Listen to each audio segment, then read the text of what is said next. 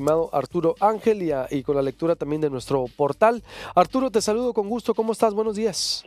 Hola, ¿cómo están? Muy buenos días. Un gusto estar aquí con ustedes, como siempre. Igualmente, a ver, Arturo, no sé si esté vinculada o sean otras ya en la vorágine informativa de las que ayer Ujú. planteaba Denise Dresser en la conferencia de prensa con el presidente, o es parte de la advertencia. Me recuerdo que tú lo dijiste hace como 3 semanas, que lo hemos abordado poco, la verdad, porque aquí hemos tenido muchísima información y entre lo nacional, pero es las reformas al sistema penal y a la libertad de expresión de las que advertía también a Denise Dresser ayer al presidente. ¿Son dos diferentes o frente a qué estamos con esas reformas al Poder Judicial que se proponen, que se congelaron o están en stand-by por la crítica que hubo, por la advertencia, pero o están vinculadas, estimado? Buenos días. Buenos días. Pues mira, en realidad estamos hablando de las mismas, ¿eh? Es el Ajá, mismo paquete. Lo que pasa es que es un paquete muy grande, exacto. Luis, ¿no? A Estamos ver. hablando creo que en su momento lo platicamos, la modificación de 14 artículos de la Constitución, lo cual es, pues muy importante, y además de 8 iniciativas entre reformas, derogaciones, nuevas leyes, ¿no? Entonces, digamos que conforme han ido pasando los días, se han ido, tanto desde el periodismo, evidentemente, como algunas organizaciones no gubernamentales y expertos, han ido rascándole, han ido profundizando en el análisis de este paquete, ¿no? Hay que aclarar eso sí desde un inicio que, como tú bien lo mencionas, hablamos siempre de borradores, ¿no? Ajá, Que la exacto. verdad es que sí eran los borradores de las iniciativas, más allá de que la Fiscalía General de la República nunca los quiso reconocer, ¿no? Pero salieron de ahí, todos tuvimos acceso a ellos, publicamos múltiples notas, y que tuvieron un impacto tan negativo, además de que se habla de que incluso en el mismo gobierno federal, en el Gabinete de Seguridad, había desacuerdos, que finalmente pues orillaron, yo te diría, al fiscal Gertz Manero a no presentarlas ese día. Se habló del 1 de febrero, que sería este sábado, pero hasta donde sabemos, la verdad es que dicen que es muy, muy complicado que realmente para este sábado vaya a presentarse ese paquete. Ya veremos más bien conforme vaya avanzando febrero que esto ocurra, ¿no? Pero estamos hablando de entrada de los mismos borradores, de esas iniciativas que en realidad coinciden plenamente con todo lo que públicamente ha venido diciendo el fiscal Gertz Manero, no solamente desde el año pasado, pero incluso cuando compareció ese día en el Senado, que ya no las quiso presentar, pero habló de qué iba, pues en realidad coincidían los temas con los borradores, o en el informe que mandó al Congreso, a la Cámara de Diputados, también hace 2 semanas, como era su obligación, porque ahora, como su jefe es el Poder Legislativo, él ya es autónomo, tiene que enviarle un informe cada que cumple un año de su gestión. Bueno, le mandó unos informes también bastante interesantes, pero ahí insistía en este paquete legislativo, y de ahí se desprende pues yo te diría que combo de reformas, dos temas. La creación de un código penal nacional, no único, ojo, porque durante muchos años se planteó la idea de que se eliminaran por completo todos los códigos de los estados y el federal y solo tuviéramos uno. Eso causaba severos problemas, por ejemplo, por el tema del aborto, ¿no? O de Ajá. asistir, que en la Ciudad de México eso ya no está penalizado, pero hay varios estados donde sí, entonces nunca se iban a poner de acuerdo en eso. Entonces la fórmula que encontró y lo que está proponiendo el fiscal Gertz Manero es que más bien hay un código penal nacional que sí establezca como un paquetote de delitos que van a aplicar a todos los estados y que ahí mismo se incluyan los federales, y que luego se deje a cada entidad federativa la libertad de crear sus adendas, digamos, o sus propios códigos. Por ejemplo, Sonora va a poder tipificar lo que considere que no esté en el nacional, pero lo que esté en el nacional sí va a quedar homologado y ya va a ser lo que esté ahí va a ser delito en todo el país y se va a sancionar con las mismas penas, etcétera, etcétera, ¿no? Y en esa propuesta, Luis, es donde viene, y es lo que le llamó la atención a Artículo 19, entre otras organizaciones, algunas modificaciones en un capítulo que se llama delitos contra la justicia cívica, y es ahí donde les llamó la atención que, por ejemplo, uno de los artículos, el 468 de este borrador filtrado del Código Penal Nacional que propone Gertz, pues establece, por ejemplo, que ya será delito, o sea, a quienes profieran expresiones que dañen la reputación de una persona, imputar a alguien un hecho cierto o falso, imagínate eso, ¿no? O sea, incluso aunque tú digas la verdad de alguien, pero si se considera que eso le dañó su honor o descrédito, eso podría sancionarse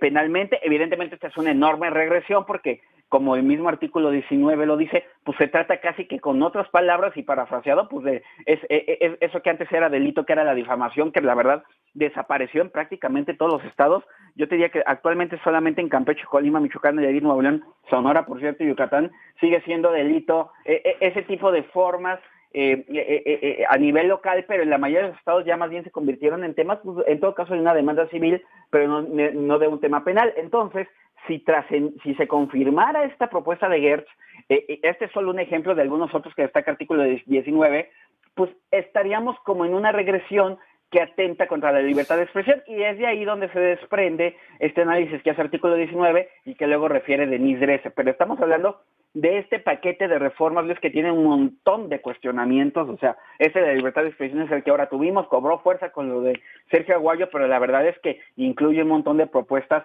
que honestamente hay legisladores del mismo Morena que te dicen que no, es muy complicado que eso transite, y yo lo que creo con toda seguridad que va a suceder es que lo que se esté presentando en los próximos días, habrá que ver si la Fiscalía insiste por su lado en presentar un paquete que seguramente ya vendrá algo más mesurado, o incluso Secretaría de Gobernación estaba hablando de que se estaba trabajando en una iniciativa más bien que fuera con cambios menores. Ya veremos lo que sucede. No creo honestamente que quede la propuesta como la vimos en estos borradores y que incluye este tipo de cosas, porque no hay ni siquiera el respaldo del gobierno federal para que eso transite, y pues en el motorcito del gobierno federal, pues difícilmente las bancadas de Morena en el Congreso van a tener la cohesión suficiente para aprobar algo así, además de que creo que ni siquiera están de acuerdo, ¿eh? Entonces, por lo pronto en stand-by, podríamos decirlo, no hay peligro. Bueno, oye, no va a haber peligro hasta que se deseche, ¿no? Pues También. sí, ¿no? O sea, hay riesgo porque los borradores que conocemos son lo que hay, ¿no? Yo creo que más bien hay que estar muy atentos ya que ¿Por quién, Porque ayer decía el presidente, es decir, igual si tenemos por ahí la parte de Denise Dresser, decir, presidente, no lo voy a aprobar, no fuimos nosotros, es decir, ¿quién se avienta este tipo de puntadas que saben que pueden ser regresivas? Y yo veo como un juego perverso de lo propongo, hago que se filtre, ¿no? Para ver qué es lo que uh-huh, no gusta y uh-huh. una especie de filtro también de enjuague. Sí, no, o la intención que también se ha mencionado en Extra of the Record y en el Radio Pasillo y todo eso, de que tal vez la Fiscalía General, a propósito, se dan a conocer estos borradores, a lo mejor en un intento de que ya tendrían otra contrapropuesta más conservadora y que ya parezca menos mala frente a la muy mala que ya se presentó y pudiera tener alguna probabilidad mayor de éxito, ¿no? Lo cierto es que sí son paquetes elaborados por encargo del fiscal Gertz Manero, Luis, que sí tuvieron, él sí tuvo una comunicación con el consejero jurídico del presidente Julio Scherer.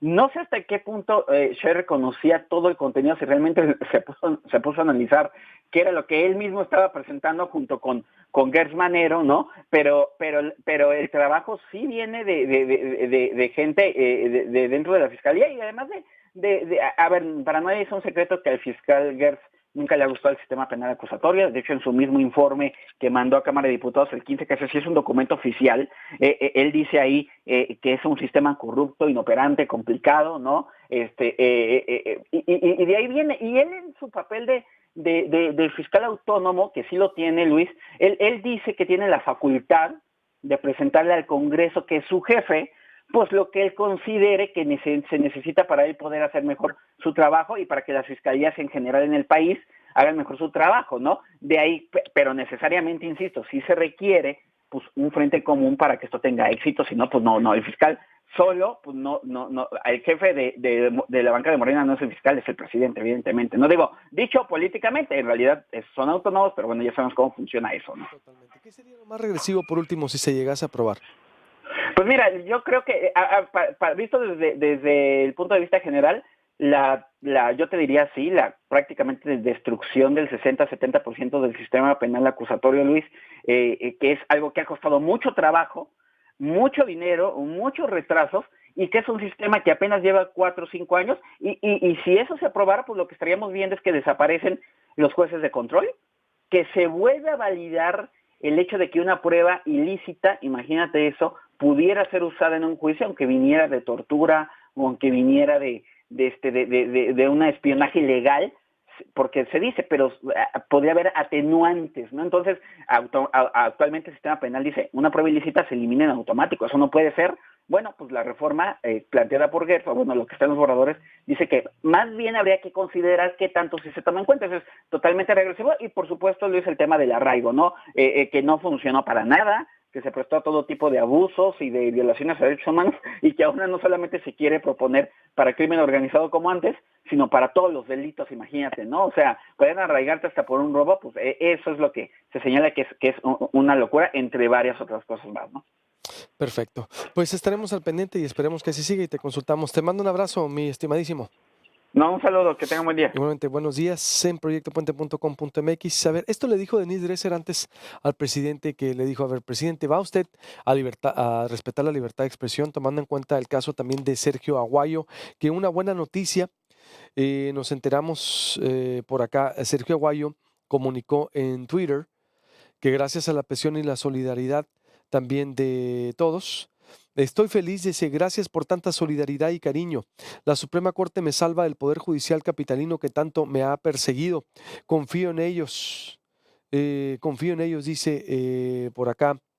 El ministro Gutiérrez asumió, porque el ministro Alfredo Gutiérrez de la Suprema Corte asumió atracción de amparo promovido por Sergio Aguayo por violación a la libertad de expresión. El ministro presentará proyecto para, dice, ojo, exponer razones de importancia y trascendencia que, de aprobarse por la primera sala, daría lugar al conocimiento del asunto, dice Sergio Aguayo también. Esperemos que así sea. A ver, esto le dijo Denise Dresser al presidente.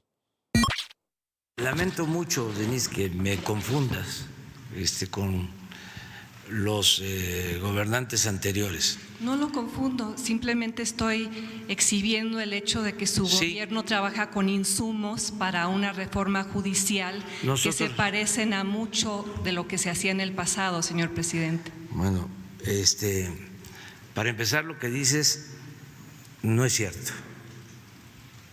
¿Sí? No tengo nada que ver con la supuesta reforma. Pero el fiscal general de la República, el fiscal Alejandro general, Gertz, sí. En el caso de que sea cierto, sí, es autónomo. Creo que eso sí lo sabes. Y ya no es el tiempo de antes, de la simulación. Yo no estoy acostumbrado a tirar la piedra y a esconder la mano. O sea, yo doy la cara. Tengo diferencias con el conservadurismo. Ahora que se pelean, en el caso, por ejemplo, de Moreira, del PRI, Calderón del PAN, nada más voy a dar un dato que sí puedo probar. Quien exonera a Moreira es Calderón.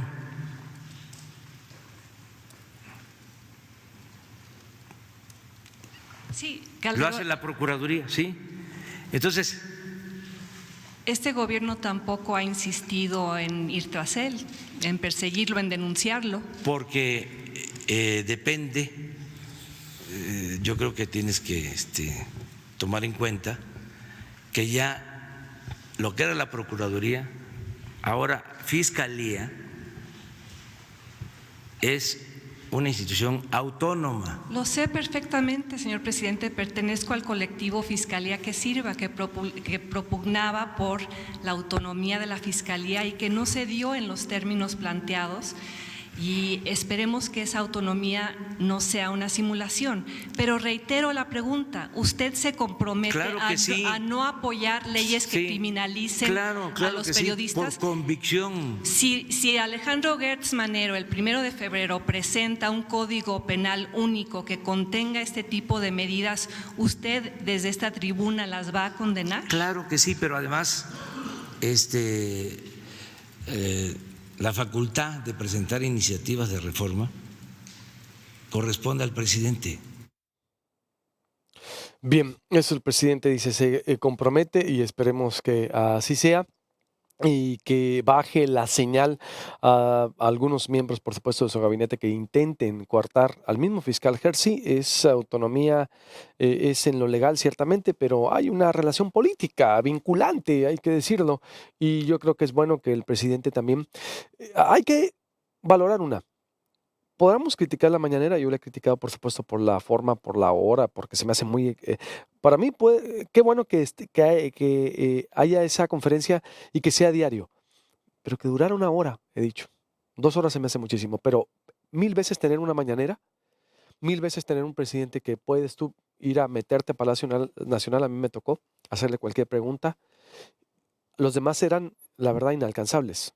A mí me tocó cubrir a Felipe Calderón un año allá en la Ciudad de México, subirme al avión presidencial, al TP-01, al TP-01 el que se llamaba Benito Juárez, que era un avión, digo, que no era necesario comprar un avión, eh, un palacio flotante como al rato lo dejó Calderón y Peña Nieto. Eso sí es cierto.